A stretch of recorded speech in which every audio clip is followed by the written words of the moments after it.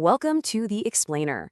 Today we're diving into a really ambitious project that's trying to tackle two of the biggest challenges facing modern Appalachia, the loss of legacy jobs and the struggle for access to fresh food. It's called Project Everberry. Okay, so let's jump right in. This really gets to the heart of our story today. It's a challenge that communities all across this historic American region are facing as they try to figure out what comes next after a massive economic shift. Our story really kicks off in the heart of coal country. We're talking about a region that's dealing with a double whammy of a crisis. As the traditional jobs have slowly disappeared, something as basic as getting healthy food has become a real struggle. You see, these two problems are totally connected, so any real solution has to be two. So we're zeroing in on a specific 14-county region that stretches across West Virginia, Ohio, and Pennsylvania. These are communities with, incredibly deep roots, but they're also right at the epicenter of this economic change, especially the decline of an industry that was once everything. For generations, coal was the engine that powered this whole region's economy. But as that industry has declined, it's created this huge ripple effect, a ton of job insecurity and economic instability. It's left a whole lot of really skilled people wondering, okay, so what's next for us? And right on top of all those economic hurdles, many of these exact same communities are what you'd call food deserts. Now, that just means that getting access to fresh, healthy, and affordable food is a genuine, everyday struggle for families. It's a second really critical challenge they're facing. So here's the crucial point. Any real solution can't just fix one problem and ignore the other. It has to be a direct response to both. It needs to create new jobs and new economic opportunities while also solving that fundamental issue of getting good food on the table. Okay, so how in the world do you solve a dual crisis like this? Well, enter Project Everberry.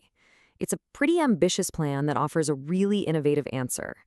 This is where a whole new vision for a local food economy starts to take shape. So how do you even begin to tackle problems that are so complex and so deep-seated? Well, you definitely don't do it with a small idea. You do it with a big one that completely reimagines the entire system right from the ground up. And that big idea is Project Everberry.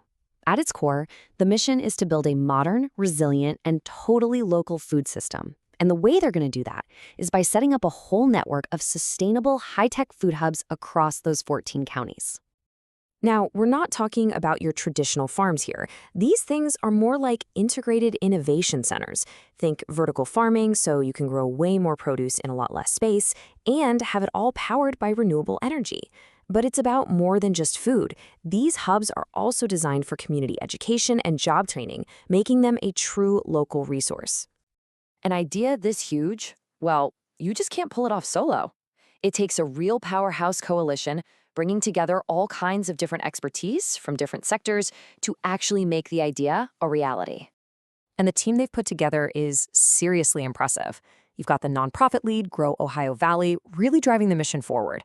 Then they're backed by corporate partners, bringing the tech and the infrastructure. And this is so important, you've got the brainpower of 3 major universities making sure all the methods are sound, plus community groups to plug the project right into local businesses. It's that mix of nonprofit heart, corporate muscle, and academic brains that makes this whole plan so solid. And the credibility of this project is really backed up by some major support. It's got a significant planning grant from the Appalachian Regional Commission. You'll hear it called the ARC. Having the ARC on board, well, that tells you this isn't just some local pie-in-the-sky idea. This is a strategically important plan with real regional and even federal support. But look, a great idea and a great team are just the starting point. Before a single shovel hits the ground, this coalition is focused on a really meticulous and absolutely crucial first step, creating a rock-solid, data-driven master plan. Right now, the project is in the planning phase. They're conducting what they call a Comprehensive Analysis Plan, or CAP for short.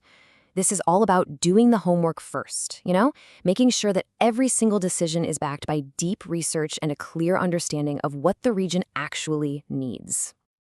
This whole planning phase is a careful, year-long process. Over the next 12 months, the team is going to go from hiring local experts to doing deep dive research right there on the ground.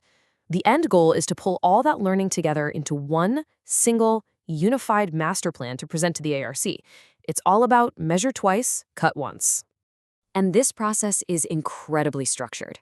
It starts by tailoring the research specifically for each state. Then they do on-the-ground work, literally mapping food deserts and figuring out what communities need. After that come detailed impact studies, and then finally, it all gets pulled together into a final, actionable blueprint.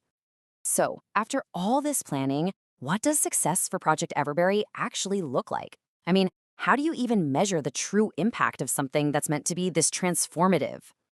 Well, the project makes this really critical distinction between outputs and outcomes. Outputs are the things you do, the number of communities you served. But the real goal, the real measure of success is the outcomes, the long-term measurable change. It's not just about serving a community. It's about seeing that community measurably improve because of what you did. And this right here, this is what those long-term outcomes look like. It's about creating new, skilled jobs that are built to last. It's about regenerating an entire regional economy. It's about improving people's health by getting rid of food deserts. And, maybe most importantly, it's about creating a successful model that could be copied in other regions that are facing similar challenges. So, when you really look at it, Project Everberry is more than just a plan for Appalachia. By combining high-tech agriculture with really deep community roots, it's testing a powerful idea that maybe the answer to industrial decline isn't about finding the next big thing, the next single industry. Maybe it's about building a diverse, resilient local economy, right from the ground up. And if it works here, this could be a blueprint for transitioning communities everywhere.